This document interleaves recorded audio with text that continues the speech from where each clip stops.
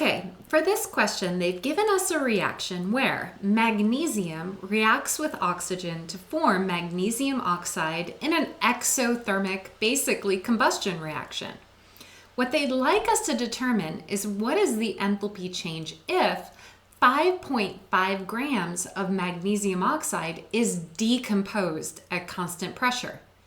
Now, the first thing you need to realize is that magnesium oxide decomposing is not this reaction.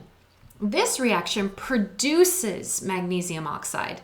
If we want to decompose magnesium oxide, we're talking about running this reaction in reverse, where magnesium oxide will go to magnesium and oxygen. So what we need to do is reverse this reaction. I'm going to go ahead and rewrite my reaction, but flipped around. This time, I'm going to have 2 magnesium oxide solids. That is going to produce, going the other way, 2 magnesium solids and some oxygen gas. When we go ahead and reverse a reaction, what was once an exothermic process is now an endothermic process. All we're going to do is reverse the sign of our enthalpy change. Delta H this time is a positive 1204 kilojoules, and that makes sense. To decompose a compound, to decompose magnesium oxide, we need to go ahead and input energy into the system. Now, we want to know for this reaction, if we have 5.50 grams of magnesium oxide, what's the energy change? So first thing I'm going to need to do is figure out how many moles 5.5 grams is of magnesium oxide. 5.50 grams of our MgO. Let's go ahead. We're going to convert that.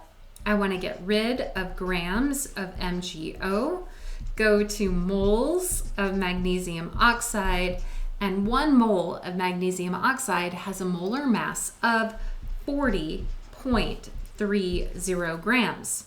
Now, grams of magnesium oxide are going to cancel out, and that leaves me with 0.136 moles of my MgO. So first thing I notice is that I am not going to nearly need 1204 kilojoules. 1204 kilojoules is the amount of energy required to decompose 2 moles of magnesium oxide. I don't have 2 moles. 5.5 grams is only 0.136 moles. So I'm going to need a lot less than 1204 kilojoules. We can solve this using a ratio, using dimensional analysis. Let's start with a ratio. I know that it's a positive 1204 kilojoules required for 2 moles of magnesium oxide. I want to know how many kilojoules are required, there's my variable, for the 0.136 moles of magnesium oxide. If you go ahead and do the math on this and cross multiply, what you find is a positive 82.2 kilojoules is required. Now, if you prefer to use the dimensional analysis method instead of the ratio method, that's absolutely fine. We're going to get the same thing. What I would have done in this case is start with the given information. Again, the 5.50 grams of MgO. Now we're going to go ahead and we're going to convert that into an energy. I'm going to get rid of grams of MgO. I'm going to go to moles of MgO. 1 mole was the 40.30 grams. Grams cancel out. Now I'm left with moles. Let's go ahead and link moles to energy. So get rid of moles of MgO. Go to my kilojoules.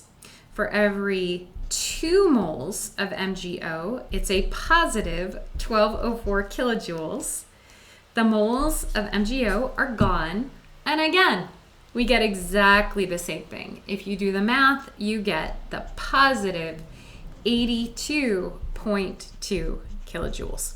So watch the direction of your reaction, and if you reverse a reaction, just change the sign of your enthalpy change. I hope that helps. Take care.